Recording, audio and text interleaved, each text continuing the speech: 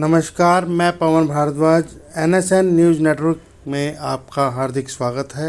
आज अम्बाला शहर के अनाज मंडी में शिक्षक महा आक्रोश रैली का आयोजन डॉक्टर कुलभूषण शर्मा के नेतृत्व में किया गया।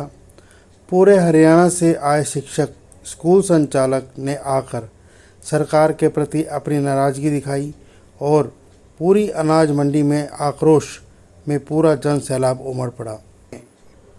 जो वादे किए थे, अपने मैनिफेस्टो में लिखा था कि अस्थायी स्कूलों का जो समाधान है वो पहली कलम से करेंगे। ऐसे अन्य मुद्दे हैं जिस पर उन्होंने अपने वादे पूरे नहीं किए। आइए देखते हैं डॉक्टर कुलभूषण शर्मा जी क्या कहते हैं। देंगे और लोग आपको भी समझा देंगे। इसलिए ये जो गलतियां आप कर रहे हैं, लोगों को बेवकूफ बना रहे हैं। ये पढ़ी लिखी जनता है, इतनी जल्दी बेवकूफ बनने वाली नहीं है। अब फेडरेशन खड़ी है इनके हकों के लिए, न अभिभावकों के लिए भी और इन बच्चों के हकों के लिए भी। ये इनके साथ नाइंसाफी नहीं होने दी जाएगी। आप ध्यान से सोच रहा, इसका असर किस पे जाता है? बच्चों में। लोग कहते हैं स्कूल को पढ़ गया, स्कूल को कुछ नहीं पढ़ता। दोस्तों, भाइयों और बहनों, ये खर्चा और बोझ जिस पे पड़ता है वो बच्चे पे पड़ता है, और बच्चे के पढ़ने का मतलब अभिभावक पे पड़ता है। इसलिए आप सबको इस बात को समझना होगा और हमारा साथ आपको देना होगा ताकि आपके बच्चों को जो है सस्ती सुविधा मिल सके। हमने ये भी कहा है, जैसे एम्बुलेंस पे जो है सब्सिडी मिलती है एम्बुलेंस के अंदर, क्योंकि एम्बुलेंस काम क्या करती है? मरीज को हॉस्पिटल पहुंचाने का। और बस काम क्या करती है? बच्चे को शिक्षण संस्थान में पहुंचाने का, क्योंकि शिक्षण संस्थान दूर बढ़ गए हैं, ट्रैफिक बहुत बढ़ गया है। क्या आप अपने बच्चों को साइकिलों में भेज सकते हैं? नन्हे मुन्ने बच्चों को उनकी यानी आधा टैक्स सरकार ले जाती है और कहते हैं बच्चों को सुरक्षित यात्रा देनी है।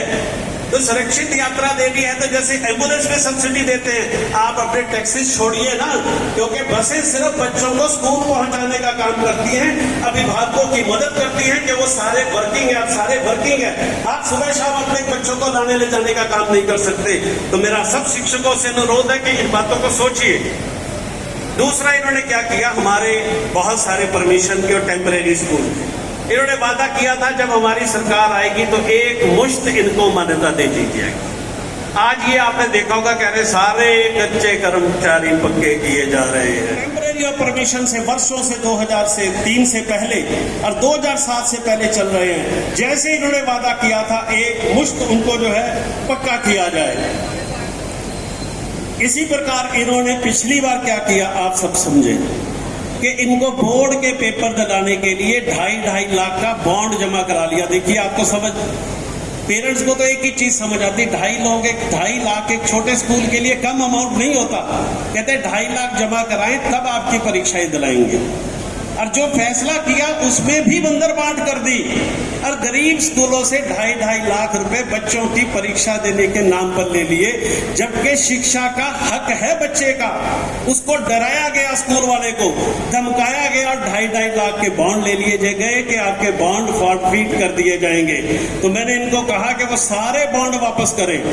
फिर आपको एक और बड़ी अचरज की बात बताता हूं। हुड्डा साहब की सरकार के समय प्राइवेट स्कूलों की प्लेज मनी 2.5 लाख रुपए सीनियर सेकेंडरी तक थी। आप सुनकर हैरान रह जाएंगे, आज करोड़ों रुपए हो चुकी है। मंत्री कंवरपाल जी भी कर चुके हैं और फाइल मुख्यमंत्री जी पे पेंडिंग है। मुख्यमंत्री जी कह रहे आओ मेरे पास जो मर्जी काम करा दो।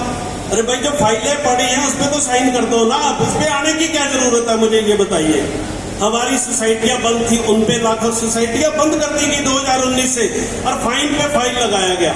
वो पीछे मेरी एक मीटिंग हुई जिस पे ये फैसला हुआ कि सोसाइटियां जेपीजी खुलेंगी और फाइन भी माफ होगा, उसकी फाइल चली हुई है। ये मीटिंग मेरे साथ हो चुकी थी। तो आप देखिए, लाखों रुपए का सोसाइटी पे fine, passenger tax, pledge money के नाम से करोड़ों रुपए। और जब तो वो जो लगता है वो भी स्कूल से ही लगता है और उसका बोझ भी जो है अभिभावक पे ही लगता है। इसलिए ये जो भ्रष्टाचार वाली नीतियां हैं इसको खत्म करें, सिंगल विंडो सिस्टम बनाए।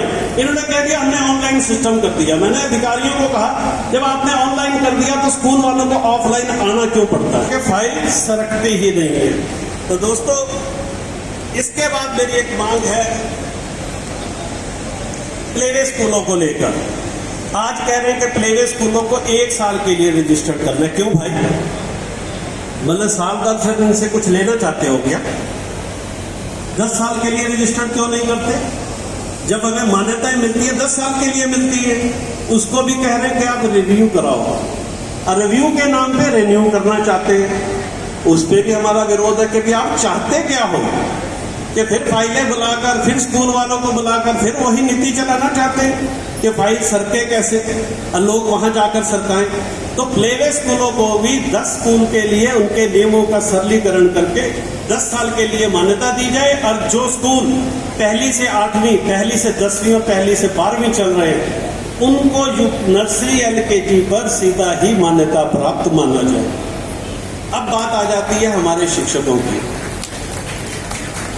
गवर्नमेंट स्कूल का जो शिक्षक है उसको अवार्ड्स बांटे जाते हैं। मैंने इनको मांग की कि शिक्षा में सबसे अच्छा योगदान किसका है? कहते प्राइवेट स्कूल के शिक्षकों का मानते हैं। तो फिर मैं कहा अवार्ड्स में असमानता क्यों? इनको अवार्ड्स क्यों नहीं दिए जाते? इनको राष्ट्रीय पुरस्कार क्यों नहीं दिए जाते? इनको राजकीय पुरस्कार क्यों नहीं दिए जाते? इनको 15 अगस्त और 26 जनवरी के दिन जो है बराबरी में पुरस्कार क्यों नहीं दिए जाते?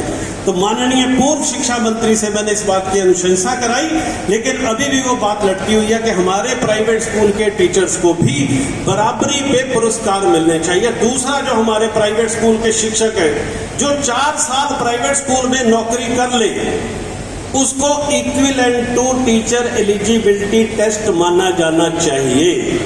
उसको टेट की परीक्षा देने की अनिवार्यता नहीं होनी चाहिए।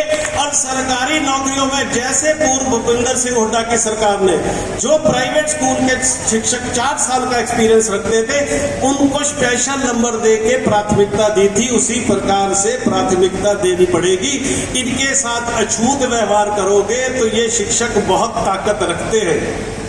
इनको सामान्य मत समझिए। शिक्षक हमेशा असामान्य होता है, प्रलय और निर्माण उसकी गोद में पलता है। जिस दिन एक चाणक्य ने चोटी बांधी थी उस दिन धनानंद का राज्य, इतना बड़ा साम्राज्य टिक नहीं पाया था। अब अगर हमारे लाखों शिक्षकों ने गांठ बांध ली और ये प्रण कर लिया कि हमारे 4 साल के एक्सपीरियंस को अगर आपने नहीं माना, जेल तक की यात्रा कर चुके भाई कुलभूषण जी के साथ जो 96 लोग थे उनमें भी हमारी आहुति थी। और आगे भी भाई कुलभूषण जी, यदि आप कहेंगे, क्योंकि मैं वैसे पार्टी की जिम्मेवारी है बीजेपी में, लेकिन आज पार्टी का भी आदेश था कि रैलियों में मत जाना, लेकिन मैं आज रैली में आया हुआ हूँ। यदि पार्टी चाहे तो निष्कासित कर दे, लेकिन हम स्कूलों के लिए लड़ेंगे, मरेंगे और जिएंगे और जीतेंगे।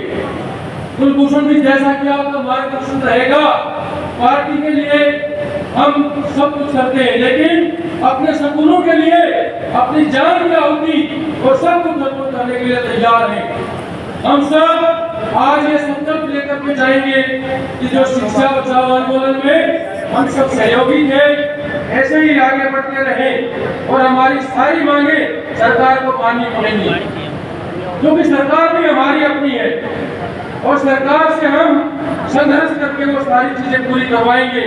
और भाई कुलभूषण जी और सभी साथियों का जैसा मार्गदर्शन, आदेश और संकेत रहेगा, हम उसके लिए तत्पर रहेंगे।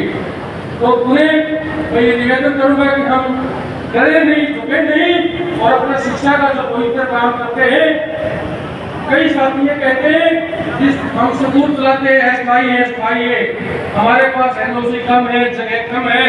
किसी को डरने की आवश्यकता नहीं, किसी का स्कूल बंद नहीं होगा और सारे स्कूल ऐसे ही चलेंगे। सब चीजें, सब मांग पूरी करेंगे और सरकार से लेकर के रहेंगे सारी चीजें।